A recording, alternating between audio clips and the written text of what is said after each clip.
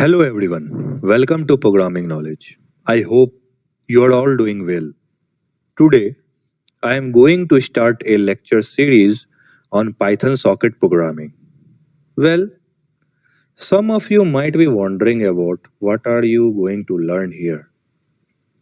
Well, if you learned programming, you must have wondered, okay, we know programming, but what to do with it? What's its practical implementation? After all, no one is going to give you an stack or queues and will ask you to pop it, post it, right? Real world problems that are solved by programming are different and complicated. Well, in this lecture series, you will come across some awesome practical implementation of Python socket programming. Let's discuss course outline. We start with the basic of networking, which include core networking concept like IP addresses, TCP, UDP, HTTP protocols, email protocols like SMTP, file transfer protocol FTP, and internet protocol.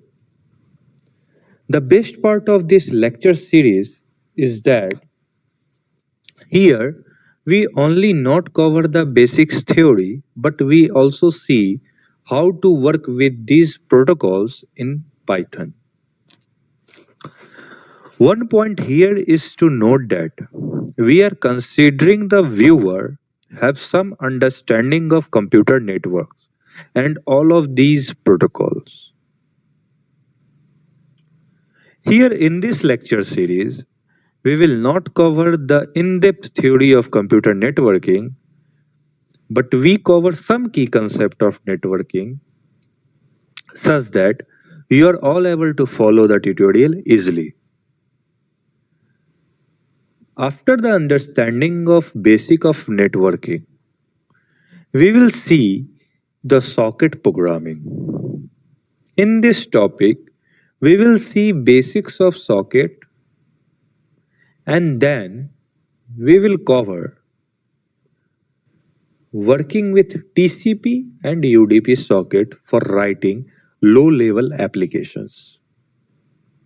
Thereafter, we will look at writing client and server program for socket-based communication.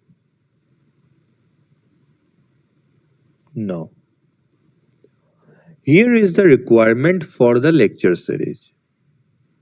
In this lecture series, I am using Windows operating system, but all these are also applicable for Linux or Ubuntu. In this lecture series, I am using Python 3 for the coding or implementation purposes. And of course, all the implementation or coding part of the video require internet connections. So make sure all these are satisfied before starting this lecture series. Okay. Okay. Let's get started with something you are likely to be familiar with. That is IP addresses. They are typically look like this. They are actually a single 32-bit number, but though they are usually written just like the number shown here. They are written in the form of four decimal number that are separated by dots. The number are sometimes called octet or bytes because each one represent 8 bit of the 32-bit number. Such each octet can only take value from 0 to 225. Okay. So valid IP address ranges from 0.0.0.0 to 255, 255, 255, 255. This way of writing IP address is called dot decimal notation. Okay, basically, IP address perform two main functions. IP address uniquely address each devices that is connected to a network, and it helps the traffic to be routed between the network. You may have noticed that the network connected devices that you use have IP address assigned to them. The important point to note here is that each IP address that is assigned to a network device is unique, and no two devices can share an IP address. Okay.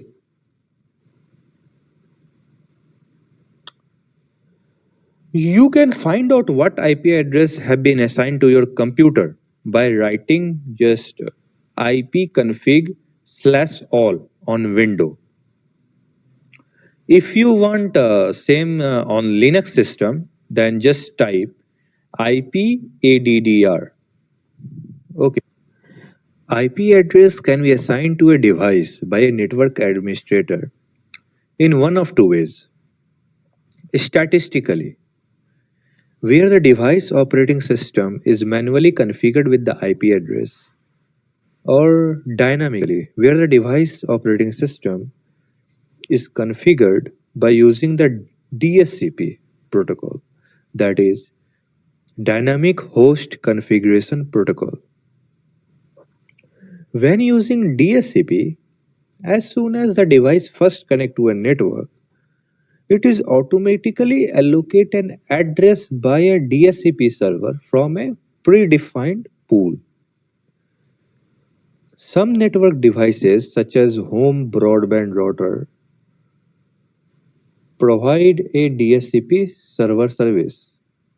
Otherwise, a DHCP server must be set up by a network administrator.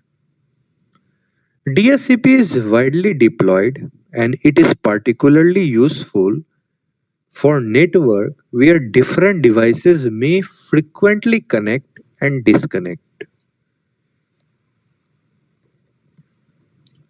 Such networks are like public Wi-Fi hotspot, mobile networks, etc. Basically, the internet is a huge IP network, and every device that sends data over it is assigned an IP address. The IP address space is managed by an organization called IANA, that is Internet Assigned Number Authority. IANA decides the global allocation of IP address ranges and assign block of address to RIRs, Regional Internet Registries, who then allocate address block to countries and organizations. There are some special IP address ranges IANA has defined. That ranges is called private addresses. This range will never be assigned to any organization, and as such, these are available for anyone to use for their network. The private ranges are here as follows: 10.0.02, 10.255, 255, 255, 172.16 to 00 to 172.31.255.255, and 192.168.0.02, 192.168.255.255. You may be thinking that if anybody can use them, then wouldn't that mean that device on the internet will end up using the same address, thereby breaking the IP's unique address property? Yeah, if you are thinking like that, then that is a good question. And This problem has been avoided by forwarding traffic from private addresses from routed over the public network. Okay, wherever a wherever a network using private addresses needs to communicate with public internet, a technique called network address translation is used, which essentially makes the traffic from the private network appear to be coming from a single valid public internet addresses, and this effectively hide the private addresses from the internet. We will discuss NAT later on in much more detail. So I hope you all enjoy the lecture and you are all able to get a familiarity with IP addresses. And if you know, then it gives you a revision of IP addresses. Okay, guys, thank you.